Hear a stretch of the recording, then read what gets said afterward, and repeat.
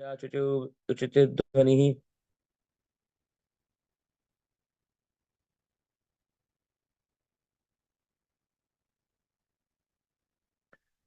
या सा सात्विकी शक्तिः वैष्णवी या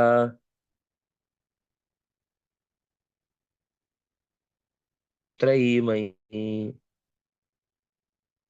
आत्मसप्तगणस्थं तं भास्वन्तम् अधितिष्ठति या चाधिष्ठितः सोऽपि जाज्वलीति स्वरश्मिभिः तमः समस्तजगतां नाशं नयति चाखिलम्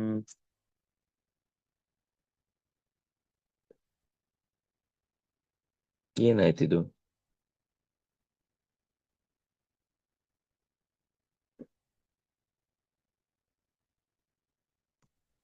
ಶ್ಲೋಕ ಸರಿ ಇಲ್ವಾ? ಶ್ಲೋಕ ಸರಿ ಇದೆ. ಅದೇನು ನಾನು ಏನು ಒತ್ತಿದೆ, ಅದೇನೇನೋ ಅಕ್ಷರ ಬರ್ತಾ ಇತ್ತು, ಸರಿ ಹೋಯ್ತು. ಆ,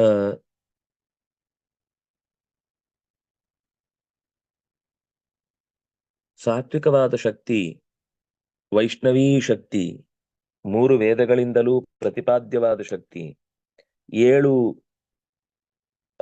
ವ್ಯಕ್ತಿಗಳ ಗಣದಿಂದ ಕೂಡಿದ, ಸ್ವತಃ ರವಿಯೂ ಸೇರಿಕೊಂಡಂತೆ 8 ಜನರ ಪ್ರತಿ ಮಾಸದ ವಿಶಿಷ್ಟ ದೇವತಾ ಶಕ್ತಿಗಳು, ಮಳೆ, ಬಿಸಿಲು, ಚಳಿ, ಬೇರೆ ಬೇರೆ ರೀತಿಯಾದ ಸೀಸನ್ಗಳನ್ನ ಹುಟ್ಟಿಸುತ್ತಾ ಭಾಸ್ವಂತಂ, ತಾನು ಚೆನ್ನಾಗಿ ನಿರಂತರ ಬೆಳಗುತ್ತಾ, ಕೆಲವು ಕಾಲ ಸ್ವಲ್ಪ ಹಗಲು ಹೆಚ್ಚಾಗಿ, ಕೆಲವು ಕಾಲ ರಾತ್ರಿ ಹೆಚ್ಚಾಗಿ, ಹೀಗೆ ಅಧಿತಿಷ್ಠತಿ, ತನ್ನ ವ್ಯವಸ್ಥೆಯಿಂದ ಭಗವಂತನ ಅನುಗ್ರಹದಿಂದ ಸೂರ್ಯ ಅನೇಕ ಕಾರ್ಯಭಾರಗಳನ್ನು ಮಾಡ್ತಾ ಇರ್ತಾನೆ. ಅಲ್ಲಿ ಸೂರ್ಯನಲ್ಲಿ ನಿಂತು ಕೆಲಸ ಮಾಡುವುದು ವೈಷ್ಣವೀ ಶಕ್ತಿ.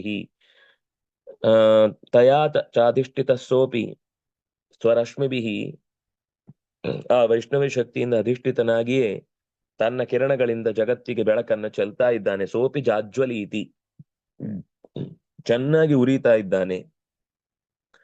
ಜೋರಾಗಿ ಆ ಕಿರಣಗಳಿಂದ ಸೌರಶಕ್ತಿಯಿಂದ ಭೂಮಿಯನ್ನ ಪುಷ್ಟಿಗೊಳಿಸ್ತಾ ಇದ್ದಾನೆ, ತುಷ್ಟಿಗೊಳಿಸ್ತಾ ಇದ್ದಾನೆ. ಅವುಗಳಲ್ಲಿರುವಂತಹ ಬೇಡದ ಸಂಗತಿಗಳನ್ನ, ಅಂದ್ರೆ ಕೊಳೆಯನ್ನ ಕ್ಲೀನ್ ಮಾಡುವ ಕೆಲಸವನ್ನು ಕೂಡ ಸೂರ್ಯ ದೊಡ್ಡ ಪ್ರಮಾಣದಲ್ಲಿ ಮಾಡುತ್ತಾನೆ. ನಮ್ಗೆ ಅದರ ಕಲ್ಪನೆಯೂ ಇಲ್ಲ.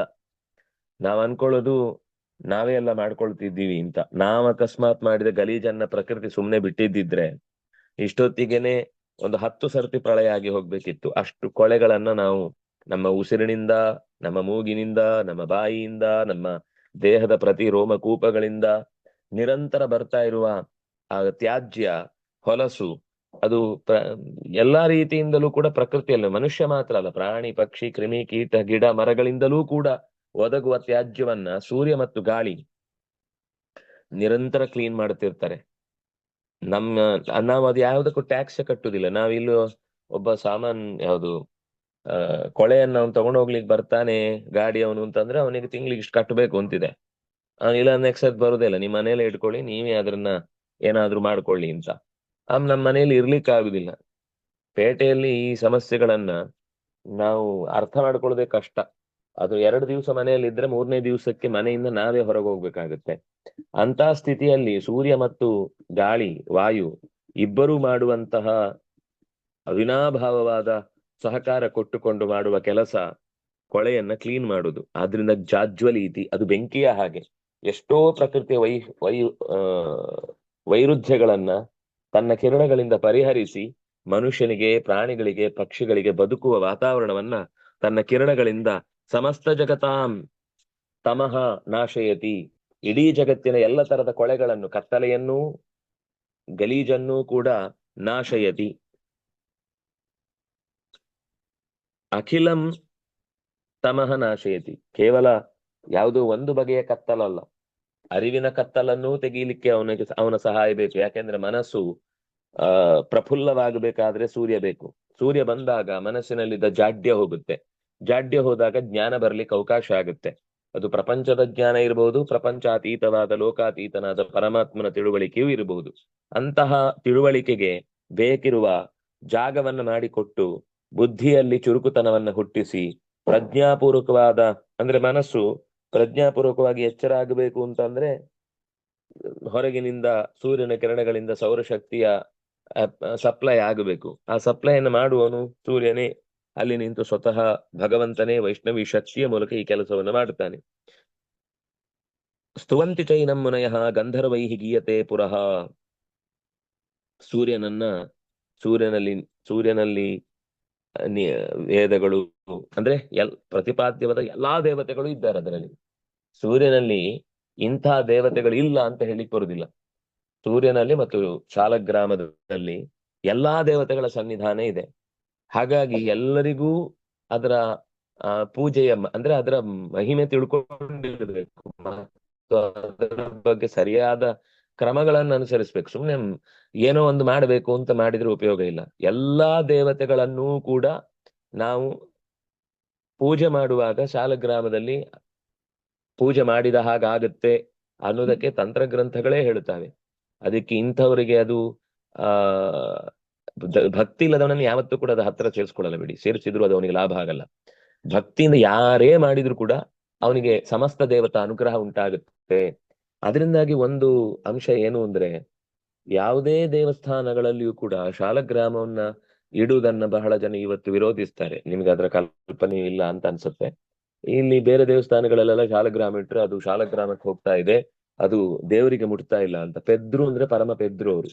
ಯಾಕೆಂದ್ರೆ ಅದು ಗಣಪತಿ ಇರ್ಲಿ, ದೇವಿ ಇರ್ಲಿ, ಅಥವಾ ಸ್ಕಂದ ಇರ್ಲಿ, ಅಥವಾ ರುದ್ರದೇವ ಇರ್ಲಿ, ಯಾರಿದ್ರು ಕೂಡ ಅದರಲ್ಲಿ ಅವರೆಲ್ಲರ ಸನ್ನಿಧಾನ ಇರುವುದರಿಂದಾಗಿ ಆ ಎಲ್ಲಾ ಸನ್ನಿಧಾನದ ಜೊತೆಗೇನೆ ಅದು ತನ್ನ ಆ ಪೂಜೆಯನ್ನ ಕೊಂಡುಕೊಳ್ಳುತ್ತೆ. ಅದರಿಂದಾಗಿ ಯಾವತ್ತೂ ಯಾವ ಕಾಲಕ್ಕೂ ಶಾಲಗ್ರಾಮ ಇಡುವುದರಿಂದ ದೇವಸ್ಥಾನದ ಸನ್ನಿಧಾನಕ್ಕೆ ಬಾಧಕ ಆಗುದಿಲ್ಲ. ಆದ್ರೆ ತಿಳಿಯದ ಮಂದಿ ಹಾಗೊಂದು ಅವ್ಯವಸ್ಥೆ ಮಾಡುತ್ತಾರೆ. ಹೇಗೆ ಶಾಲಗ್ರಾಮದಲ್ಲಿ ಅನಂತ ದೇವತೆಗಳ ಸನ್ನಿಧಾನ ಇದೆಯೋ ಹಾಗೆ ಸೂರ್ಯನಲ್ಲೂ ಕೂಡ ಅದು ಎಲ್ರಿಗೂ ಕಣ್ಣಿಗೆ ಕಾಣುವಂಥದ್ದು. ಸೂರ್ಯ ಹೇಗೆ ಎಲ್ರಿಗೂ ಕಣ್ಣಿಗೆ ಕಾಣುವ ಸಂಗತಿಯೋ, ಶಾಲಗ್ರಾಮವು ಕೂಡ ಹಾಗೆ ಎಲ್ಲರ ಕಣ್ಣಿಗೆ ಎಲ್ಲರ ಕೈಗೆ ಸಿಗಬೇಕಾದ ಪೂಜಾ ವಸ್ತು. ಅದು ಎಲ್ಲ ದೇವತೆಗಳನ್ನು ಒಟ್ಟಿಗೆ ಆರಾಧಿಸ್ಲಿಕ್ಕಾಗುದು. ನಿಮ್ಗೆ ಬೇರೆ ದೇವತೆಗಳ ವಿಗ್ರಹ ಇಲ್ಲದೆ ಇದ್ರೆ ಅದು ಪೂಜೆ ಮಾಡ್ಲಿಕ್ಕೆ ಅಂದ್ರೆ ನೀವು ಈಗಾಗ್ಲೇ ಮಾಡ್ಕೊಂಡು ಬಂದದನ್ನು ಬಿಡ್ಲಿಕ್ಕಿಲ್ಲ.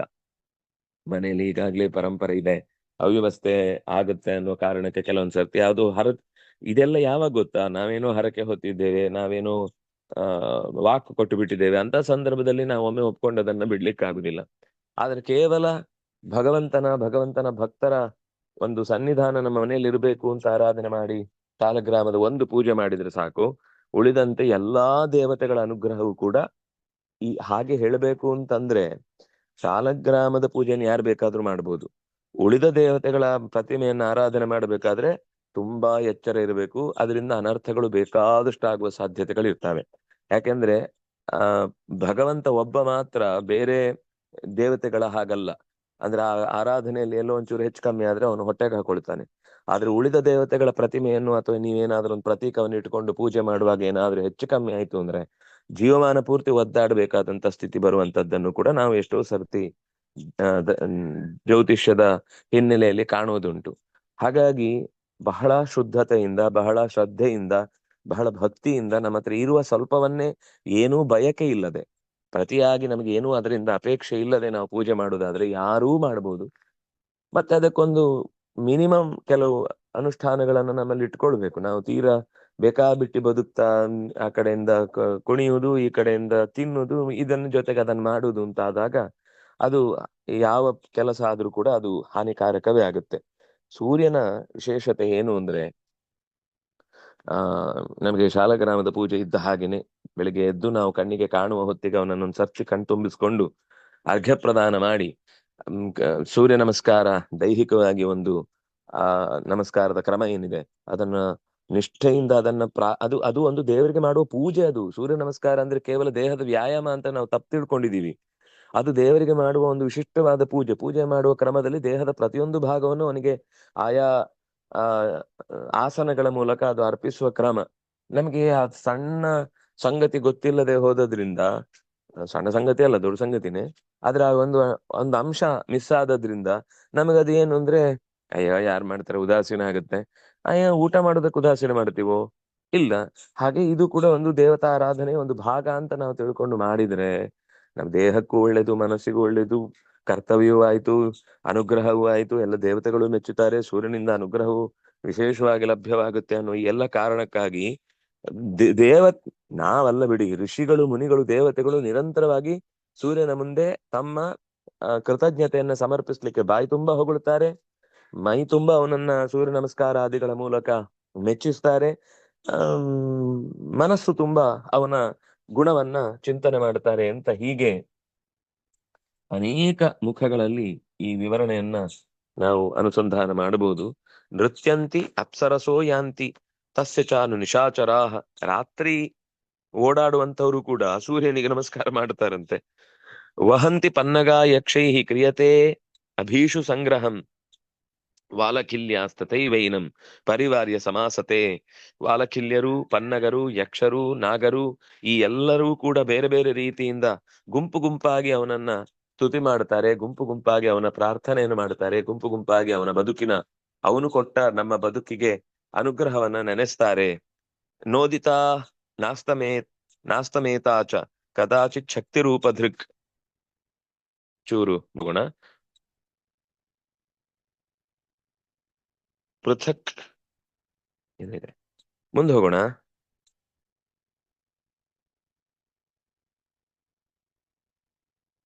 ಆ ಎಲ್ಲೋಯ್ತು? ನೋದೇತಾ ನಾಸ್ತಮೇತಾಚ ಕದಾಚಿತ್ ಶಕ್ತಿ ರೂಪ ದೃಕ್. ಒಂದು ವೇಳೆ ಸೂರ್ಯ ಉದಿಸ್ಲಿಲ್ಲ ಅಥವಾ ಸೂರ್ಯ ಒಂದು ವೇಳೆ ಅಸ್ತ ಹೊಂದಲಿಲ್ಲ ಅಂದೆ ಕದಾಚಿತ್ ಶಕ್ತಿ ರೂಪ ದೃಕ್, ಶಕ್ತಿ ರೂಪದಿಂದ ಇರುವಂತಹ ಅವನು ವಿಷ್ಣು ಪೃಥಕ್ ತಸ್ಯ ಗಣಾ ಸಪ್ತ ವಿಧೋಪ್ಯಯಂ ತದರ್ಪಣಸ್ಯೇವ ಯೋಯಂ ಆಸನ್ನತಾಂಗತಃ. ಸೂರ್ಯ ಒಂದು ವೇಳೆ ಗಡಿಬಿಡಿಯಾಗಿ ನಾನು ಕೆಲಸ ಮಾಡಲ್ಲ ಅಂತ ಒಂದು ವೇಳೆ ಕೂತ್ರೆ, ಕೂಡುದಿಲ್ಲ. ಭಯಾತ್ ತಪತಿ ಸೂರ್ಯ ಭೀಷಾಸ್ಮಾದ್ವಾತಃ ಪವತಿ ಭೀಷೋದೇತಿ ಸೂರ್ಯ ಅಂತ ಮಂತ್ರಗಳು ಈ ಭಗವಂತನ ಬಗೆಗಿನ ಅತ್ಯಂತ ಕಾಳಜಿ, ಪ್ರೀತಿ, ವಿಶ್ವಾಸ, ಅವನ ಮೇಲಿನ ಶ್ರದ್ಧೆಯಿಂದ ಸೂರ್ಯಾದಿಗಳು ಎಂದೂ ದಿವಸ ತಡ ಮಾಡುವುದಿಲ್ಲ, ಒಂದು ದಿವಸವೂ ಕೂಡ ಕಾರ್ಯತಂತ್ರದಲ್ಲಿ ಹಿಂದೇಟು ಹಾಕುದಿಲ್ಲ. ಆದ್ರೂ ಕೆಲವೊಂದ್ಸರ್ತಿ ಏನಾದ್ರೂ ಅವ್ಯವಸ್ಥೆ ಆಯ್ತು ಅಂತ ಇಟ್ಕೊಂಡ್ರೆ ಆ ಶಕ್ತಿ ರೂಪ ದೃಕ್, ಶಕ್ತಿಯನ್ನ ಆ ಒಳಗಿನ ವೈಷ್ಣವಿ ಶಕ್ತಿಯಾಗಿ, ಬೆಳಕಿನ ಶಕ್ತಿಯಾಗಿ, ಜ್ಯೋತಿರೂಪನಾಗಿರುವಂತಹ ಪರಮಾತ್ಮನೇ ಈ ಜಗತ್ತನ್ನು ಬೆಳಗಿ ಬಿಡ್ತಾನೆ.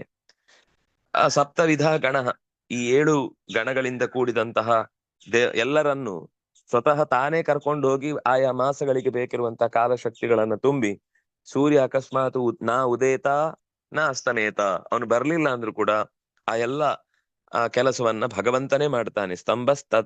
ಸ್ತಂಭಸ್ಥ ಪರ್ಣ ಅರ್ಪಣಸ್ಯೇವ.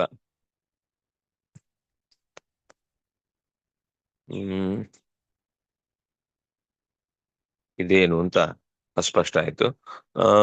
ಆಸನ್ನತಾಂಗತಃ, ಸೂರ್ಯ ಇದ್ದೇ ಕೆಲಸ ಮಾಡ್ತಾನೆ, ಸೂರ್ಯ ಇದ್ದೇ ಆ ಕಾರ್ಯಭಾರವನ್ನ ಯಶಸ್ವಿಯಾಗಿ ನಡೆಸ್ತಾನೆ. ಸ್ತಂಭಸ್ಥ ದರ್ಪಣಸ್ಯೇವ, ಸ್ತಂಭದಲ್ಲಿರುವ ದರ್ಪಣ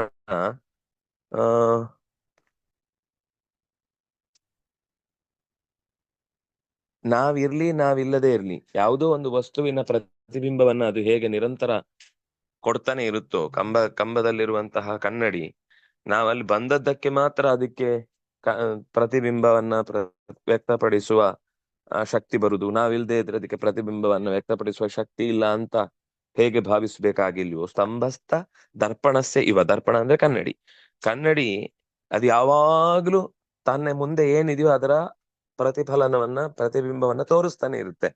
ಹಾಗೆ ಸೂರ್ಯ ಇದ್ರೂ ಸೂರ್ಯ ಇಲ್ಲದೆ ಇದ್ರೂ ಜಗತ್ತಿಗೆ ಬೇಕಿರುವಂತಹ ಜ್ಯೋತಿ ಸ್ವರೂಪನಾಗಿ ಮಾಡಬೇಕಾದ ಕೆಲಸವನ್ನ ನಾರಾಯಣ ಮಾಡ್ತಾನೆ ಇರ್ತಾನೆ. ಅವನು ಇದ್ದಾನೆ ಅನ್ನುವ ಕಾರಣಕ್ಕೆ ಅವನ ಮೂಲಕ ಜಗತ್ತಿಗೆ ಕೊಡ್ತಾನೆ. ಇದು ಉಪನಿಷತ್ತಿನಲ್ಲೂ ಬಂದ ಅಪರೂಪದ ಮಾತಿದು. ಎಲ್ಲ ಸೃಷ್ಟಿಯಾದ ಮೇಲೆ ಎಲ್ಲರಿಗೂ ಯೋಚನೆ ಬಂತಂತೆ, ನಾವಿರುವುದ್ರಿಂದ ದೇವರಿಗೆ ಇಷ್ಟೆಲ್ಲ ವೈಭವ, ನಾವಿಲ್ದೇ ಇದ್ರೆ ಜಗತ್ತಿನಲ್ಲಿ ಇದ್ಯಾವುದು ಇರಲ್ಲ ಅಂತ. ಅದಕ್ಕೆ ಹಾಗಿಲ್ದೇ ಇದ್ರೂ ಜಗತ್ತಿನಲ್ಲಿ ನೀವೆಲ್ಲ ಬರುವ ಮುಂಚೆ ಏನಿತ್ತು, ಈ ಜಗತ್ತಲ್ಲಿ ಎಲ್ಲಾ ಕಾರ್ಯಭಾರಗಳು ನಡೀತಿರ್ಲಿಲ್ವಾ, ನೀವಿರುವುದ್ರಿಂದ ನಡೆಯುತ್ತೆ ಅಂತ ಏನು ಅನ್ಕೊಳ್ಬೇಕಾಗಿಲ್ಲ ಅಂತ ತಾನೇ ಎಲ್ಲವನ್ನು ಒಂದ್ ಸತಿ ಸೃಷ್ಟಿ ಮಾಡಿ ತನ್ನದೇ ರೂಪದಿಂದ ಜಗತ್ತಿನಲ್ಲಿ ಎಲ್ಲಾ ಕಾರ್ಯಭಾರಗಳನ್ನು ಮಾಡಬಲ್ಲ ಅನ್ನೋದನ್ನ ಎಚ್ಚರಿಸಿ ಹೇಳಿದ್ಮೇಲೆ ಅವರೆಲ್ಲ ತಣ್ಣಗಾದ್ರು ಅಂತ. ನೀವಿದ್ರೂ ನಡೆಯುವುದಂತಿಲ್ಲ, ಅದು ಪ್ರಾಣನ ಮೂಲಕನೂ ತೋರಿಸಿದ್ದು ಇದೆ. ಶರೀರದೊಳಗೆ, ಇಡೀ ಜಗತ್ತಿನ ಶರೀರದೊಳಗೆ ಎಲ್ಲ ದೇವತೆಗಳು ಪ್ರವೇಶ ಮಾಡಿದ್ರು ಅಲ್ಲಾಡ್ಲಿಲ್ಲ, ಪ್ರಾಣ ಪ್ರವೇಶ ಮಾಡಿದ್ರೆ ಅಲ್ಲಾಡಿತು ಅಂತ. ಅದು ಭಗವಂತನಿಗೂ ಹೇಳಿದ ಕಥೆ, ಭಗವಂತನನ್ನು ನೆನಪಿಸಿದ ಕಥೆ ಅದು. ಛಾಯಾದರ್ಶನ ಸಂಯೋಗಂ ಸತಂ ಪ್ರಾಪ್ನೋತ್ಯಥಾತ್ಮನಃ ಏವಂ ಸಾ ವೈಷ್ಣವೀ ಶಕ್ತಿ ನೈವೋಪೈತಿ ತಥೋ ದ್ವಿಜ ಮಾಸಾನುಮಾಸಂ ಭಾಸ್ವಂತಂ ಅಧ್ಯಾಸ್ತೆ ತತ್ರ ಸಂಸ್ಥಿತಂ. ವಿಷ್ಣೋಃ ಶಕ್ತಿ ಪೃಥಕ್, ಪ್ರತ್ಯೇಕವಾಗಿ ನಿಂತುಕೊಂಡು ಈ ಜಗತ್ತಿನ ಕೆಲಸ ಮಾಡುತ್ತೆ ಅಂತ ಹೇಳಿದ್ರಿ. ನಮ್ಮ ಬೆಳಕಿದ್ದಾಗೆಲ್ಲ ಛಾಯೆ ಹೇಗಿರುತ್ತೋ ಹಾಗೆ ಭಗವಂತ ಇದ್ದಾಗಲೇ ಈ ಜಗತ್ತಿನ ಎಲ್ಲ ಕಾರ್ಯಭಾರಗಳಿಗೂ ಕೂಡ ಅಸ್ತಿತ್ವಕ್ಕೆ ಅರ್ಥ ಬರುತ್ತೆ. ಭಗವಂತನ ಇಲ್ಲದೆ ಇದ್ರೆ ಸೂರ್ಯನು ಕೂಡ ಏನು ಕಾರ್ಯಭಾರ ಮಾಡ್ಲಿಕ್ಕೆ ಆಗುದಿಲ್ಲ. ಭಗವಂತನ ನೆರಳಷ್ಟೇ ಇವರಲ್ಲ, ಭಗವಂತನ ಪ್ರತಿಬಿಂಬ ಅಷ್ಟೇ ಇವರಲ್ಲ. ಇವರು ತಾವೇ ಏನೋ ಮಾಡ್ತೇವೆ ಅಂತ ಅಂದುಕೊಂಡ್ರೆ ಅದು ನಡೆಯುವುದಿಲ್ಲ. ಅವ್ರು ಯಾವತ್ತೂ ಹಾಗೆ ಅನ್ಕೊಳ್ಳುವುದಿಲ್ಲ, ಅದು ಬೇರೆ ಪ್ರಶ್ನೆ. ಆದ್ರೆ ಒಂದು ವೇಳೆ ನಾವು ಯೋಚನೆ ಮಾಡಿ, ಸೂರ್ಯ ಇಲ್ಲದೆ ಇದ್ರೆ ದೇವರಿಗೆ ಏನ್ ಮಾಡ್ತಿದ್ದ, ಬೆಳಕು ಅವನ ಬಗ್ಗೆ ಗೊತ್ತಾಗ್ಬೇಕಂದ್ರೆ ಏನ್ ಮಾಡ್ತಿದ್ದ? ಅದಕ್ಕೆ ಹೇಳಿದ್ರು, ಸೂರ್ಯ ಇಲ್ಲದೆ ಇದ್ರೆ ದೇವರೇ ಎಲ್ಲ ಕಾರ್ಯಭಾರ ಮಾಡ್ತಾನೆ, ಅವನಿಗೆ ಸೂರ್ಯನ ಅಪೇಕ್ಷೆಯಿಂದ ಏನ್ ಮಾಡ್ತಾ ಇರುವುದಲ್ಲ ಅನ್ನೋದು ನಮ್ಗೆ ತಿಳಿಸ್ಲಿಕ್ಕೋಸ್ಕರ. ಕೆಲವೊಂದ್ಸರ್ತಿ ಕೆಲವು ವಿಷಯಗಳು ಅವ್ರು ಮಾಡ್ತಾರೆ ಅಂತಲ್ಲ, ಹಾಗೊಂದು ಪ್ರಶ್ನೆ ಬಂದ್ರೆ ಉತ್ತರ ಬೇಕಲ್ವಾ.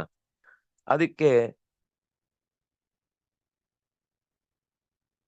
ಏವಂ ಸಾ ವೈಷ್ಣವೀ ಶಕ್ತಿ ನೈವಾಪೈತಿ ತಥೋ ದ್ವಿಜ ಮಾಸಾನುಮಾಸಂ ಭಾಸ್ವಂತಂ ಅಧ್ಯಾಸ್ತೆ ತತ್ರ ಸಂಸ್ಥಿತಂ.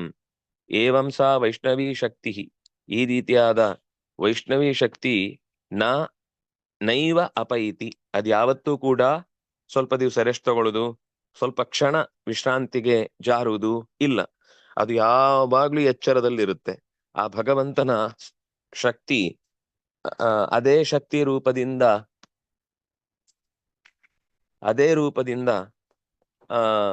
ಲಕ್ಷ್ಮಿಯಲ್ಲೂ ನೆಲೆಸಿ ಕಾರ್ಯಭಾರವನ್ನು ಮಾಡುವಂಥದ್ದು. ಅವನದ್ದೇ ಒಂದು ಶಕ್ತಿ ಇದೆ, ಅವನ ಶಕ್ತಿ ಅವಳಲ್ಲಿ ನಿಂತು ಕೆಲಸ ಮಾಡುತ್ತೆ, ಸೂರ್ಯನಲ್ಲಿ ನಿಂತು ಕೆಲಸ ಮಾಡುತ್ತೆ, ಎಲ್ಲಾ ದೇವತೆಗಳಲ್ಲಿ ನಿಂತು ಕೆಲಸ ಮಾಡುತ್ತೆ, ಅದೇ ವಿಶ್ವರೂಪ. ಮಾಸಾನುಮಾಸಂ ಭಾಸ್ವಂತಂ, ಪ್ರತಿ ಮಾಸದಲ್ಲೂ ಬೇರೆ ಬೇರೆ ರೀತಿಯಿಂದ ಪ್ರಕಟಗೊಂಡು ಸೂರ್ಯನ ಮೂಲಕ ಜಗತ್ತಿನ ಕಾರ್ಯಭಾರವನ್ನ ನಡೆಸ್ತಾ ಇರ್ತಾನೆ.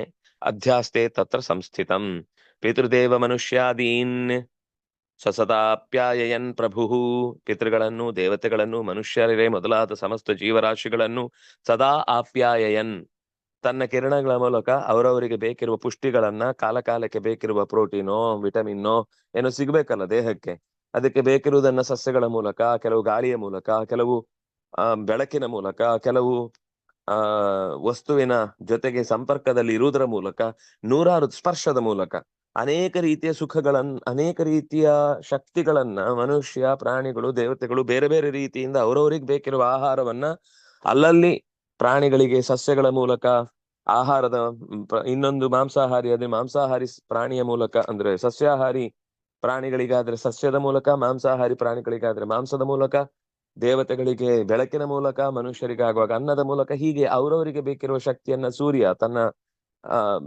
ವ್ಯವಸ್ಥೆಯನ್ನ ನಿರಂತರ ಬಿಡದೆ ಎಲ್ಲರಿಗೂ ಮಾಡ್ತಾ ಇರ್ತಾನೆ. ಪಿತೃ ದೇವ ಮನುಷ್ಯಾದೀನ್ ಸದಾ ಆಪ್ಯಾಯನ್, ಆಪ್ಯಾಯನ ಅಂದ್ರೆ ಅವರವರಿಗೆ ಬೇಕಿರುವ ಸಂತೋಷವನ್ನ ಕೊಡಿಸುವ ಕೆಲಸವನ್ನ ಮಾಡ್ತಾನೆ ಇರ್ತಾನೆ ಭಗವಂತ. ಪರಿವರ್ತತ್ಯಹೋರಾತ್ರ ಕಾರಣಂ ಸವಿತಾ ದ್ವಿಜ, ಸೂರ್ಯನನ್ನ ತಿರುಗಿಸ್ತಾ ಹಗಲು ಮತ್ತೆ ರಾತ್ರಿ ಉಂಟಾಗುವುದಕ್ಕೆ ಕಾರಣವಾಗಿ, ಈ ಹಗಲು ರಾತ್ರಿ ಆಗುವುದ್ರಿಂದಲೇ ನಮ್ಗೆ ಇಷ್ಟೆಲ್ಲ ಬೆಳವಣಿಗೆಗಳು. ಹಗಲು ರಾತ್ರಿ ಆಗದೆ 24 ಗಂಟೆನೂ ಬೆಳಕೆ ಇದ್ದಿದ್ರೆ ಮನುಷ್ಯನಿಗೆ ರೆಸ್ಟ್ ಸಿಗ್ತಿರ್ಲಿಲ್ಲ, ಅವನು ಬೇಗ ಸಾಯ್ತಿದ್ದ. ಯಾವುದಕ್ಕೆ ರೆಸ್ಟ್ ಇಲ್ವೋ ಅದು ಬೇಗ ಹಾಳಾಗುತ್ತೆ ಇಂಜಿನ್. ಸ್ವಲ್ಪ ರೆಸ್ಟ್ ಬೇಕು ಅನ್ನುವ ದೃಷ್ಟಿಯಿಂದಲೇ ಕತ್ತಲೆ ಕೂಡ ಇರುವುದು. ಕತ್ತಲೆಯನ್ನು ಕೂಡ ದೇವರೇ ಬೇಕು ಅಂತ ಅದನ್ನ ಮರೆಮಾಚದೆ ಹೋಗಿದ್ರೆ ಕತ್ತಲೆಯನ್ನು ಸೃಷ್ಟಿ ಮಾಡ್ಬೇಕ್ರಿ. ನಮ್ಗೆ ಗೊತ್ತಿಲ್ಲ ಅಷ್ಟೇ, ನಾವೇನ್ ಅನ್ಕೊಂಡ್ವಿ ಬೆಳಕು ಹೋದ್ರೆ ಕತ್ಲೆ ಅಂತ. ಇಲ್ಲ, ಕತ್ಲೆ ಮಾಡ್ಬೇಕು, ಪ್ರತ್ಯೇಕ ಅದಕ್ಕೊಂದು ಪದಾರ್ಥದ ತತ್ವವನ್ನ ಆಚಾರ್ಯರು ನಿರೂಪಣೆ ಮಾಡ್ತಾರೆ. ನಾವ್ ಅನ್ಕೊಂಡದ್ದು ಬೆಳಕು ಹೋದ್ರೆ ಕತ್ತಲೆ ಬರುತ್ತೆ, ಬೆಳಕು ಹೋದ್ಮೇಲೆ ಇನ್ನೇನೋ ಒಂದು ಬರದೇ ಇದ್ರೆ ಕತ್ತಲೆ ಬರುವುದು ಹೇಗೆ? ಕತ್ತಲೆ ಆಗುದು ಅಂತಂದ್ರೆ ಬೆಳಕಿನ ಅಭಾವ ಅಂತ ನಾವು ಇವತ್ತು ವಿಜ್ಞಾನವು ಹಾಗೆ ಹೇಳುದು. ಆದ್ರೆ ಅದರ ಸೂಕ್ಷ್ಮವನ್ನ ಆಚಾರ್ಯರು ನಿರೂಪಣೆ ಮಾಡಿದ್ದಾರೆ. ಜೊತೆಗೆ ತರ್ಕತಾಂಡವದಲ್ಲಿ ವ್ಯಾಸತೀರ್ಥರು ಅದರ ಬಗ್ಗೆ ಒಂದು ವಿಶಿಷ್ಟವಾದ ರೀತಿಯ ಅಸ್ತಿತ್ವದ ನಿರೂಪಣೆಯ ಬಗ್ಗೆಯೂ ಕೂಡ ಮಾತಾಡಿದ್ದಾರೆ. ನಾವು ಕತ್ತಲೆ ಬಂತು, ಕತ್ತಲೆ ಇದೆ ಅಂತ ಶಬ್ದ ಪ್ರಯೋಗ ಮಾಡ್ತಾ ಇದ್ದೇವೆ ಅಂದ್ರೆ ಅದು ಇದ್ರೆ ಮಾತ್ರ ಕತ್ತಲೆ ಇದೆ ಅಂತ ಹೇಳಲಿಕ್ಕೆ ಸಾಧ್ಯ. ಇಲ್ಲದೆ ಇರುವುದನ್ನ ಇದೆ ಅಂತ ಹೇಳುದು ಹೇಗೆ? ಸೂರ್ಯನ ಬೆಳಕಿಲ್ಲದೆ ಇರುವುದನ್ನ ಕತ್ತಲೆ ಇದೆ ಅಂತ ಹೇಳ್ತೇವೆ ಅಂತಂದ್ರೆ ನಮ್ಮ ಮಾತಿನಲ್ಲಿ ಅಷ್ಟು ದಡ್ಡತನವೋ? ನಾವಲ್ಲ. ತಮಃ ಆಸೀತ್, ವೇದ ಮಂತ್ರ ಹೇಳುವ ಮಾತು. ತಮಃ ಆಸೀತ್, ಕತ್ತಲೆ ಮಾತ್ರ ಇತ್ತು, ಬೇರೆ ಏನು ಇರ್ಲಿಲ್ಲ. ಅಂದ್ರೆ ಕತ್ತಲೆ ಇತ್ತು ಅಂದ್ರೆ ಕತ್ತಲೆ ಅನ್ನುವ ದ್ರವ್ಯ ಇತ್ತು ಅಂತಾನೆ ಅರ್ಥ. ಇದೆಲ್ಲ ತುಂಬಾ ಗಾಢವಾದ ಆ ಶಾಸ್ತ್ರೀಯ ಚಿಂತನೆಗಳಾಯ್ತು. ಆದ್ರೆ ಈ ವಿಷಯ ಗೊತ್ತಿರಬೇಕು, ತಮಸ್ಸು ಅನ್ನೋದು ಒಂದು ದ್ರವ್ಯ, ಅದೊಂದು ಪದಾರ್ಥ. ಅದು ಇದ್ರೆ ಮಾತ್ರ ಜಗತ್ತಿನಲ್ಲಿ ನಮಗೆ ಕತ್ತಲೆ ಬರ್ಲಿಕ್ಕೆ ಸಾಧ್ಯ. ಕತ್ತಲೆ ಬರದೇ ಇದ್ರೆ ಮನುಷ್ಯನಿಗೆ ಹುಚ್ಚಿಡಿತಿತ್ತು. ಹೇಗೆ ಕತ್ತಲೆ ಮಾತ್ರ ಇದ್ರೆ ಬೆಳಕು ಬಾರದೆ ಇದ್ರೆ ಹುಚ್ಚಿಡಿಯುತ್ತೋ, ಹಾಗೆ ಕತ್ತಲೆ ಬಾರದೆ ಬೆಳಕು ಮಾತ್ರ ಇದ್ದಿದ್ರು ಮನುಷ್ಯನ ಕಣ್ಣು ಇಂಗಿ ಹೋಗ್ತಿತ್ತು. ಅಥವಾ ಉಳಿದಂತೆ ಅವನ ದೇಹದಲ್ಲಿ ಬೇಕಾದ ಆ ಜೀರ್ಣ ಪ್ರಕ್ರಿಯೆ ಅಥವಾ ಇನ್ನು ಉಳಿದಂತೆ ಸಿಗ್ತಾ ಇರುವ ಪದಾರ್ಥಗಳ ಹೆಚ್ಚಳದಿಂದ ಆಗುವ ಓವರ್ಫ್ಲೋ ಆಗುವ ಸಮಸ್ಯೆ ಇತ್ತು. ಕೆಲವು ಸಿಗದೇ ಇರುವುದರಿಂದ ಡಿಫಿಷಿಯನ್ಸಿ ಇಂತ ಲೋಪದೋಷಗಳು ಉಂಟಾಗ್ತಾ ಇತ್ತು ಅನ್ನುವ ಕಾರಣಕ್ಕೋಸ್ಕರ ಹೋರಾತ್ರಗಳನ್ನ ಭಗವಂತ ಸೂರ್ಯನಲ್ಲಿ ನಿಂತು ತಾನೇ ಆ ಸೂರ್ಯನನ್ನ ತಿರುಗಿಸಿ ಬೇರೆ ಬೇರೆ ಕಾಲಗಳಿಗೆ ಬೇರೆ ಬೇರೆ ಸೀಸನ್ಗಳಿಗೆ ಕಾರಣವಾಗುವ ಹಾಗೆ ಅನೇಕ ಸಸ್ಯಗಳು ಒಂದೊಂದು ಕಾಲದಲ್ಲಿ ಪ್ರಕಟಗೊಳ್ಳುವುದಕ್ಕೆ ಬೇಕಿರುವಂತಹ ಸಿದ್ಧತೆಯನ್ನ ಮಾಡಿಕೊಡ್ತಾನೆ. ಸೂರ್ಯರಶ್ಮಿ ಸುಷುಮ್ನಾಯ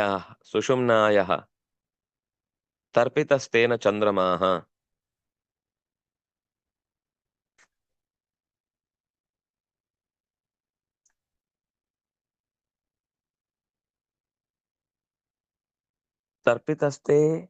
ತರ್ಪಿತಸ್ತೇನ ಚಂದ್ರಮಾಹ. ಸೂರ್ಯನ ನೋಡಿ, ಈ ಈ ಬೆಳಕು ಸೂರ್ಯರಶ್ಮಿಯಿಂದಲೇನೆ ತೇನ ಚಂದ್ರಮಾಹ ತರ್ಪಿತ. ನಾವನ್ನೋದೇನು? ನಾವಿವತ್ತು ಕಂಡು ಹಿಡಿದದ್ದು ಚಂದ್ರನಿಗೆ ಬೆಳಕು ಸೂರ್ಯನಿಂದ ಬರುತ್ತೆ ಅಂತ ಅನ್ನೋದು ನಾವು ಹೇಳಿದ್ದು ಅಂತ. ಈ ಮಾತು ಎಷ್ಟು ಸ್ಪಷ್ಟ ಇದೆ ನೋಡಿ. ಸೂರ್ಯನ ರಶ್ಮಿಯಿಂದಲೇನೆ ಹೊರಟು ಬಂದ ಬೆಳಕು ಚಂದ್ರನನ್ನು ತರ್ಪಿತ, ಚಂದ್ರನನ್ನು ತೃಪ್ತಿಗೊಳಿಸಿತು, ಚಂದ್ರನನ್ನು ಬೆಳಗಿಸಿತು ಅಂತ ಹೇಳುವಾಗ ಕೃಷ್ಣ ಪಕ್ಷೇ ಮರೈಷ್ ಶಶ್ವತ್ ಪೀಯತೆ ವೈ ಸುಧಾಮಯ. ಈ ಚಂದ್ರನಲ್ಲಿರುವಂತಹ ಸೂರ್ಯನಿಂದ ಬಂದ ಕಿರಣಗಳನ್ನ ಚಂದ್ರನಲ್ಲಿ ಅದು ಸಂಕ್ರಾಂತವಾದ ಮೇಲೆ ಕೃಷ್ಣ ಪಕ್ಷದಲ್ಲಿ ಅಮರೈಹಿ ದೇವತೆಗಳು ಸುಧಾಮಯ ಅಮೃತವನ್ನು ಚಂದ್ರನಿಂದ ಹೀರ್ತಾರೆ. ಸೂರ್ಯನಿಂದ ಆ ಕಿರಣವನ್ನ ಹಾಗೆ ಹೀರ್ಲಿಕ್ಕಾಗುದಿಲ್ಲ. ಎಷ್ಟು ವಿಚಿತ್ರ ನೋಡಿ ಈ ಬೆಳಕಿನ ಆಟ. ಸೂರ್ಯನಲ್ಲಿ ಇದೆ ಅದು ಆ ಅಮೃತ, ಆದ್ರೆ ಅಲ್ಲಿಂದ ತಗೊಳ್ಳಿಕ್ ಆಗಲ್ಲ. ಅದು ಚಂದ್ರನ ಮೇಲೆ ಬಿದ್ದ ಮೇಲೆ ಮತ್ತೆ ರಿಫ್ಲೆಕ್ಟ್ ಆದಾಗ ಅದರಲ್ಲಿ ಒಂದು ಸುಧಾಮಯ ಅಮೃತದ ರಸ ಹುಟ್ಟಿಕೊಳ್ಳುತ್ತೆ. ಅದರಿಂದಾಗಿ ನಾವು ಧನ್ವಂತರಿಯ ಚಿಂತನೆ ಮಾಡುವಾಗ ಚಂದ್ರೌಘ ಕಾಂತಿ ಮಮಿತೋರು ಕರೇರ್ ಜಗಂತಿ ಅಂತ ಅದರ ಧ್ಯಾನ ಶ್ಲೋಕವನ್ನು ಹೇಳುವಾಗ ಚಂದ್ರಮಂಡಲದಲ್ಲಿ ಹೊಳೆಯುವಂತಹ ರೂಪದಲ್ಲಿ ಹಯಶೀರ್ಷನನ್ನು ಧನ್ವಂತರಿಯನ್ನು ಕಲ್ಪಿಸಿಕೊಳ್ಳುವಂತಹ ಒಂದು ವಿಧಾನ ಇದೆ. ಅಂದ್ರೆ ಆ ರೀತಿ ಚಂದ್ರನ ಬೆಳಕು ಮತ್ತು ಸೂರ್ಯನ ಬೆಳಕು ಒಂದೇ ಅಂತ ನಮಗೆ ಮೇಲ್ನೋಟಕ್ಕೆ ಅನ್ನಿಸಿದ್ರು ಕೂಡ ದೇವತೆಗಳಿಗೆ ಕುಡಿಲಿಕ್ಕಾಗುದು ಅಮೃತವನ್ನ ಚಂದ್ರನ ಕಿರಣಗಳ ಮೂಲಕ ಹೊರತು ಸೂರ್ಯನ ಕಿರಣಗಳ ಮೂಲಕ ಅಲ್ಲ. ಹಾಗಾಗಿ ಅಮರೈಹಿ ಶಶ್ವತ್, ಯಾವಾಗಲೂ ಸುಧಾಮಯ ಪೀಯತೆ. ಪೀತಂ ತಂ ದ್ವಿಕಲಂ ಸೋಮಂ ಕೃಷ್ಣ ಪಕ್ಷ ಕ್ಷಯೇ ದ್ವಿಜ. ದಿನಕ್ಕೆ ಒಂದಿಷ್ಟಿಷ್ಟು ಭಾಗ, ಎರಡೆರಡು ಕಲೆಗಳನ್ನ ಸ್ವೀಕರಿಸ್ತಾ ಬಂದ ಹಾಗೆ 15 ದಿವಸದಲ್ಲಿ 30 ಕಲೆಗಳು ಪೂರ್ತಿ ಮುಕ್ತಾಯಗೊಳ್ಳುತ್ತೆ.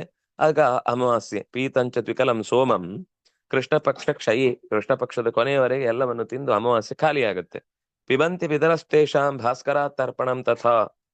ಪಿತರಸ್ತೇಷಾಂ, ಭಾಸ್ಕರನಿಂದ ಒದಗಿ ಬಂದಂತಹ ಕಿರಣಗಳನ್ನ ಪಿತೃದೇವತೆಗಳು ಸ್ವೀಕಾರ ಮಾಡ್ತಾರೆ. ಅಂದ್ರೆ ಅಲ್ಲಿಂದ ಭಾಸ್ಕರನಿಂದ ಬಂದ ಕಿರಣಗಳನ್ನ ಚಂದ್ರನಿಂದ ಸ್ವೀಕರಿಸುವಂತದ್ದು. ಅದು ಪಿತೃಗಳಿಗೆ, ಅದು ಈಗ ನಾವು ಏನೇ ಶ್ರಾದ್ದಾದಿಗಳನ್ನು ಮಾಡಿದ್ದು, ತರ್ಪಣಾದಿಗಳನ್ನು ಕೊಟ್ಟದ್ದು, ಅದು ಚಂದ್ರನಿಗೆ ಹೋಗಿ ಸೇರುತ್ತೆ ಅಂತ ಹೇಳುದು. ಚಂದ್ರನಲ್ಲಿ ಹೋಗಿ ಕೂತ್ಕೊಳ್ಳುತ್ತೆ. ಪಿತೃದೇವತೆಗಳು ಅಲ್ಲಿಂದ ಸ್ವೀಕರಿಸಿ ಆ ಪ್ರಾಣಿಗೋ ಪಕ್ಷಿಗೋ ಕ್ರಿಮಿಗೋ ಕೀಟಕ್ಕೋ ಎಲ್ಲಿಂದ ಕೊಡ್ಬೇಕೋ, ಯಾರಿಗೆ ಕೊಡ್ಬೇಕೋ ಅಲ್ಲಿಗೆ ಹೋಗಿ ಮುಟ್ಟಿಸ್ತಾರೆ. ನಾವು ಆ ದೇವತೆಗೆ, ಆ ಜೀವಕ್ಕೆ ಕೊಡುದಲ್ಲ. ತರ್ಪಣ ಕೊಡುದಾಗ್ಲಿ, ಶ್ರಾದ್ದ ಪಿಂಡ ಕೊಡುದಾಗ್ಲಿ ಆ ಜೀವಕ್ಕೆ ನಾವು ಕೊಡುದಲ್ಲ. ಆ ಜೀವ ಈಗಾಗ್ಲೇ ಎಲ್ಲೋ ಬೇರೆ ಕಡೆ ಹುಟ್ಟಿ ಆಗಿರುತ್ತೆ, ಅಥವಾ ಅದು ಈಗಾಗ್ಲೇ ಬಿಡುಗಡೆನೂ ಹೊಂದಿರುತ್ತೆ. ಅದಕ್ಕೆ ಮತ್ತೆ ತರ್ಪಣವೂ ಬೇಕಾಗಿರುವುದಿಲ್ಲ. ಆದ್ರೆ ನಮ್ಮ ಕರ್ತವ್ಯ ಅನ್ನುವ ದೃಷ್ಟಿಯಿಂದ ಅದನ್ನ ಮಾಡ್ತಾ ಇದ್ರೆ ಅದು ಎಲ್ಲಿರುತ್ತೋ, ಅದು ಸ್ವರ್ಗದಲ್ಲಿದ್ರೆ ಅಲ್ಲಿ ಅವನಿಗೆ ಹೆಚ್ಚು ಸೌಖ್ಯ ಸಿಗುವ ಹಾಗಾಗುತ್ತೆ. ಅದು ನರಕದಲ್ಲಿದ್ರೆ ಅಲ್ಲಿ ಸ್ವಲ್ಪ ವೇದನೆಯನ್ನ ಕಮ್ಮಿ ಮಾಡುವಂತಹ ರೀತಿಯ ಪುಣ್ಯವನ್ನ ಅದು ಹೊಂದಿ ಬರುತ್ತೆ. ನೀನು ಒಂದು ಸಂಸ್ಕಾರ ಮಾಡಿದ್ರಿಂದಾಗಿ ಇಲ್ಲಿ ಸ್ವಲ್ಪ ನಿನಗೆ ನೋವು ಕಮ್ಮಿ ಆಗತ್ತೆ ಅಂತ ಅಲ್ಲಿ ಅವನನ್ನ ಉದ್ಧರಿಸ್ತಾರೆ. ಆದತ್ತೆ ರಶ್ಮಿಭಿರ್ಯತ್ತು ಕ್ಷಿತಿ ಸಂಸ್ಥಂ ರಸಂ ರವಿಹಿ. ಆದತ್ತೆ ರಸಂ ಚಿತ್ತ ಸಂಸ್ಥಂ ಕ್ಷಿತಿ ಸಂಸ್ಥಂ ರಸಂ.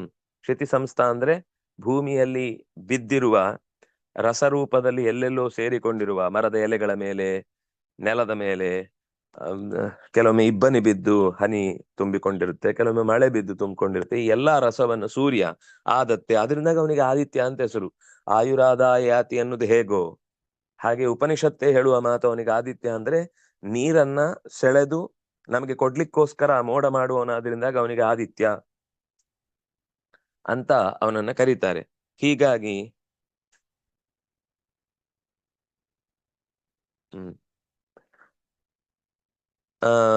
ತಮುತ್ಸೃಜತಿ ಭೂತಾನಾಂ ಪುಷ್ಟ್ಯರ್ಥಂ ಸಸ್ಯವೃದ್ಧಯೇ. ಅವನು ಆ ರಸವನ್ನ ಮತ್ತೆ ಉತ್ಸೃಜತಿ, ಆ ರಸವನ್ನ ಮತ್ತೆ ಅವನು ವಾಪಸ್ಸು ಭೂಮಿಗೆ ಬಿಡುತ್ತಾನೆ. ಯಾಕೆಂದ್ರೆ ಸಸ್ಯವೃದ್ಧಯೇ ಭೂತಾನಾಂ ಪುಷ್ಟ್ಯರ್ಥಂ, ಸಸ್ಯಗಳ ವೃದ್ಧಿಯಾಗಬೇಕು, ಭೂತಗಳಿಗೆ ಪುಷ್ಟಿಯಾಗಬೇಕು. ಅದಕ್ಕೋಸ್ಕರ ಮತ್ತೆ ಶುದ್ಧವಾದ ನೀರನ್ನ, ಅಂದ್ರೆ ಒಂಥರ ಪ್ಯೂರಿಫೈ ಮಾಡುವಂತಹ ಪ್ರೊಸೀಜರ್ ಸೂರ್ಯ ನಿರಂತರ ಈ ಕೆಲಸ ಮಾಡ್ತಾರೆ. ನಾನು ಆಗ ಹೇಳಿದೆ, ಭೂಮಿಯಲ್ಲಿರುವ ಕೊಳೆಯನ್ನು ತೆಗೆಯುವುದು ಒಂದು ಕಡೆಯಿಂದ ಆದ್ರೆ, ಆ ಕೊಳೆ ತೆಗೆಯುವುದರಲ್ಲಿ ಇನ್ನೊಂದು ವಿಧಾನ ಯಾವುದು ಅಂದ್ರೆ ಈ ನೀರು ಶುದ್ಧಿ ಮಾಡುದು. ಒಂದು ವೇಳೆ ನೀರಿನಲ್ಲೇ ಆ ಕೊಳೆ ಹಾಗೆಯೇ ನೆಲದಲ್ಲಿ ಉಳ್ಕೊಂಡ್ ಬಿಟ್ಟಿದ್ರೆ ಸೊಳ್ಳೆ ಮಯಾಗಿ ಜಗತ್ತು ಸೊಳ್ಳೆಯಿಂದನೇ ಸತ್ತೋಗ್ಬಿಡ್ತಿತ್ತು ಒಂದೇ ಕ್ಷಣಕ್ಕೆ. ಡೆಂಗ್ಯೂ ಮಾತ್ರ ಅಲ್ಲ, 100 ರೋಗಗಳು ಒಟ್ಟಿಗೆ ಇನ್ನೂ ಹೆಚ್ಚೆಚ್ಚು ಉಟ್ಕೊಳ್ತಿದ್ವು. ಆ ಕೊಳೆಯಲ್ಲಿ ಎಲ್ಲೆಲ್ಲೋ ನಾವು ಅರ್ಧಮರ್ಧ ತಿಂದಿ ಎಸೆದ ಪಾತ್ರೆಗಳಲ್ಲಿ, ತಟ್ಟೆಗಳಲ್ಲಿ, ಪ್ಲಾಸ್ಟಿಕ್ಗಳಲ್ಲೆಲ್ಲ ನೀರು ತುಂಬಿಕೊಂಡಿರುತ್ತಲ್ಲ, ಅದು ಹಾಗಾಗಿ ಉಳಿದೋಗಿದ್ದಿದ್ರೆ ನಮಗೆ ಬದುಕ್ಲಿಕ್ಕೆ ಇರ್ತಿರ್ಲಿಲ್ಲ. ಸೂರ್ಯ ಆ ರಸಗಳನ್ನ ಹೀರಿದ್ರಿಂದ ಅಲ್ಲಿ ಕೆಟ್ಟ ಜೀವಾಣುಗಳು ಹುಟ್ಟುವುದನ್ನ ತಪ್ಪಿಸುವುದರ ಮೂಲಕ ಇನ್ನೂ ಬೇಕಾದಷ್ಟು ರೀತಿಯಲ್ಲಿ ರೋಗಗಳು ಬರುವುದಕ್ಕೆ ಕಾರಣವಾದಂತಹ ಮೂಲ ಕೇಂದ್ರಗಳನ್ನೆಲ್ಲ ನಾಶ ಮಾಡಿ ಬಿಡ್ತಾನೆ. ಅದರಿಂದಾಗಿ ಅದರ ಅಸ್ತಿತ್ವವನ್ನೇ ಅಲ್ಲಗಳಿತಾನೆ. ಅದರಿಂದಾಗಿ ನಾವು ಕ್ಷೇಮವಾಗಿ ಇವತ್ತು ಬದುಕುವಂತಾಗಿದೆ. ನಮಗೆ ಸುಶುದ್ಧವಾದ ನೀರು ಕೊಡ್ತಾನೆ, ಭೂಮಿಯ ಅಶುದ್ಧತೆಯನ್ನ ಪರಿಹಾರ ಮಾಡ್ತಾನೆ. ಆನಂತರ ತೇನ ಪ್ರೀಣಾತ್ಯಶೇಷಾಣಿ ಭೂತಾನಿ ಭಗವಾನ್ ರವಿಹಿ.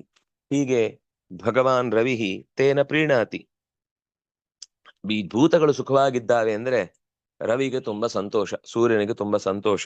ಅವನು ಶಕೆ ಕೊಡ್ತಾನೆ ಅಥವಾ ನಮಗೆ ಉರಿ ಕೊಡ್ತಾನೆ ಅಂತ ಭಾವಿಸ್ಲಿಕ್ಕಿಲ್ಲ. ಅವನು ಜೀವಗಳ ಸಂತೋಷವನ್ನೇ ನೋಡಿ ಆನಂದ ಪಡ್ತಾ ಇರ್ತಾನೆ. ಯಾಕಂದ್ರೆ ಅವನ ಕಣ್ಣು ನಮ್ಮ ಮೇಲೆ ನಿರಂತರ ಇರುತ್ತೆ. ಅವನು ಸಾಕ್ಷಿ, ಅವನು ಜಗತ ಸಾಕ್ಷಿ ಅವನು. ಹಾಗಾಗಿ ನಮಗೆ ತೊಂದರೆ ಆಗ್ತಾ ಇದೆ ಅಂತ ನಾವ್ ಅನ್ಕೊಂಡ್ರೆ ಅವನೇನ್ ಮಾಡ್ಲಿಕ್ಕಾಗಲ್ಲ. ಆದ್ರೆ ಅವನ ಉದ್ದೇಶದಲ್ಲಿ ಅವನು ಮಾಡುವ ಕೆಲಸಗಳೆಲ್ಲವೂ ಕೂಡ ನಮ್ಮ ಹಿತಕ್ಕಾಗಿ ಇದೆ ಅನ್ನೋದನ್ನ ನಾವು ಅರ್ಥ ಮಾಡ್ಕೊಳ್ಬೇಕು. ಯಾಕಂದ್ರೆ ಅಲ್ಲಿ ಭಗವಂತನೇ ಇದ್ದು ಕೆಲಸ ಮಾಡ್ತಾ ಇರುವುದು. ಪಿತೃದೇವ ಮನುಷ್ಯಾದೀನ್ ಏವಮಾಪ್ಯಾಯತ್ಯಸೌ. ಪಿತೃದೇವತೆಗಳು, ಮನುಷ್ಯರು, ದೇವತೆಗಳು ಎಲ್ಲರನ್ನೂ ಅಸೌ ಆಪ್ಯಾಯತಿ. ಈ ರವಿಯಲ್ಲಿ ಇರುವಂತಹ ಭಗವಂತ ಎಲ್ಲರನ್ನೂ ಸಂತೋಷ ಪಡಿಸ್ತಾನೆ. ಪಕ್ಷ ತೃಪ್ತಿಂಚ ದೇವಾನಾಂ ಪಿತೃಣಾಂ ಚೈವ ಮಾಸಿಕೀಂ. ದೇವಾನಾಂ ಪಕ್ಷ ತೃಪ್ತಿ, ಪಿತೃಗಳಿಗೆ ಮಾಸ ತೃಪ್ತಿ. ಶಶ್ವತ್ ತೃಪ್ತಿಂಚ ಮರ್ತ್ಯಾನಾಂ ಮೈತ್ರೇಯೋರ್ಕಃ ಪ್ರಯಚ್ಛತಿ. ಅರ್ಕ ಅಂದ್ರೆ ಸೂರ್ಯ. ಸೂರ್ಯನು ಪಕ್ಷದಲ್ಲಿ, ಒಂದೊಂದು ಪಕ್ಷದಲ್ಲಿ ನಿಂತುಕೊಂಡು ದೇವತೆಗಳಿಗೆ ತೃಪ್ತಿ ಕೊಡ್ತಾನೆ.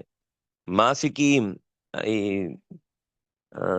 ದರ್ಶಪೂರ್ಣ ಮಾಸ ಅಂತ ಏನಿದೆ, ಆ ಮೂಲಕ ದೇವತೆಗಳ ಆರಾಧನೆ ನಡೀಬೇಕು. ಇನ್ನು ಒಂದೊಂದು ಮಾಸದಲ್ಲಿ ಈ ವ್ಯಕ್ತಿಗಳು ತೀರಿಕೊಂಡಾಗ ಮೊದಲನೇ ವರ್ಷ ಪೂರ್ತಿ ಮಾಸಿಕ ಅಂತ ಒಂದು ಮಾಡ್ತಾರೆ. ಅದರಿಂದ ಪಿತೃದೇವತೆಗಳನ್ನ ತೃಪ್ತಿಪಡಿಸುವುದು ಅಂತಿರುತ್ತೆ. ಮಾಸಿಕದಿಂದ ಅವರನ್ನ ತೃಪ್ತಿಪಡಿಸ್ತಾನೆ. ನಿತ್ಯ ಹೊಟ್ಟೆಗೆ ಊಟ ಮಾಡೋರು ನಾವು. ದೇವತೆಗಳಿಗೆ ಪಕ್ಷಕ್ಕೊಮ್ಮೆ ಕೊಟ್ರೆ ಆಯ್ತು. ಪಿತೃದೇವತೆಗಳಿಗೆ ಅಮಾವಾಸ್ಯೆಗೆ ಅವರಿಗೆ ತರ್ಪಣ ಕೊಟ್ರೆ ಮುಗಿಯಿತು. ಮನುಷ್ಯರಿಗೆ ದಿನ ಊಟ ಹಾಕ್ಬೇಕು, ಇಲ್ಲ ಅಂದ್ರೆ ಅವ್ರಿಗೆ ತೃಪ್ತಿ ಆಗುದಿಲ್ಲ. ಹೀಗೆ ಸೂರ್ಯ ಮನುಷ್ಯರಿಗೆ ದಿನವೂ ಅನ್ನ ಕೊಟ್ಟು ತೃಪ್ತಿ ಪಡಿಸ್ತಾನೆ. ಪಕ್ಷದಲ್ಲಿ ತೃಪ್ತಿ ಪಡಿಸ್ಲಿಕ್ಕೋಸ್ಕರ ಅಂದ್ರೆ ದರ್ಶಪೂರ್ಣ ಮಾಸಾದಿ ಯಾಗಗಳ ಮೂಲಕ ದೇವತೆಗಳನ್ನ ತೃಪ್ತಿಪಡಿಸ್ತಾನೆ. ಇನ್ನು ಪ್ರತಿ ತಿಂಗಳ ಅಮಾವಾಸ್ಯೆಯಲ್ಲಿ ಮಾಡುವಂತಹ ತರ್ಪಣಾದಿಗಳ ಮೂಲಕ, ಅಂದ್ರೆ ಒಟ್ಟು ಷಣ್ಣವತಿ ಶ್ರಾದ್ದ ಅಂತಿದೆ, ಅದರಲ್ಲಿ ಮಾಸದಲ್ಲಿ ಒದಗುವಂತದ್ದು ಕೆಲವನ್ನ ಇರುವಂತದ್ದು ಪಿತೃಗಳ ತೃಪ್ತಿಗಾಗಿ. ಹೀಗೆ ಎಲ್ಲರನ್ನೂ ಕೂಡ ಮೈತ್ರೇಯ ಅರ್ಕಃ ಪ್ರಯಚ್ಛತಿ. ಶಶ್ವತ್ ತೃಪ್ತಿಂ, ಶಾಶ್ವತವಾದ ದಿನನಿತ್ಯದ ತೃಪ್ತಿಯನ್ನ ಸೂರ್ಯ ತನ್ನ ಕಿರಣಗಳ ಮೂಲಕ ನಿರಂತರ ಕೊಡ್ತಾ ಇರ್ತಾನೆ. ಇದನ್ನ ನಾವು ಎಷ್ಟು ಯೋಚನೆ ಮಾಡಿದ್ರು ಸೂರ್ಯನ ಬಗ್ಗೆ ಎಷ್ಟು ದೊಡ್ಡ ಪ್ರಬಂಧ ಬರಿಬಹುದು.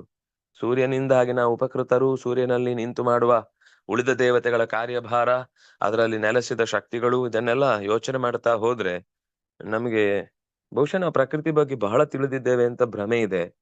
ಆದ್ರೆ ಏನೂ ತಿಳಿದಿಲ್ಲ ಅನ್ನೋದನ್ನ ನಮಗೆ ಪುರಾಣಗಳು, ಅದಕ್ಕೋಸ್ಕರ ಆದ್ರೂ ಪುರಾಣಗಳನ್ನ ನಾವು ವೇದಗಳಲ್ಲಿ ಹೇಳಿದ ಅಪರೂಪದ ಸಂಗತಿಗಳ ಸಂಗ್ರಹ ಅನ್ನೋ ದೃಷ್ಟಿಯಿಂದ ಆದ್ರೂ ಅಧ್ಯಯನ ಮಾಡಬೇಕಾದದ್ದು ಅಂತ ಈ ಅಧ್ಯಾಯದ ಚಿಂತನೆಯಿಂದ ಗೊತ್ತಾಗುತ್ತೆ ಅನ್ನುವಲ್ಲಿಗೆ 2ನೇ ಅಂಶದ 11ನೆಯ ಅಧ್ಯಾಯದ ಮುಕ್ತಾಯವನ್ನ ನಾವು ಕಂಡಿದ್ದೇವೆ.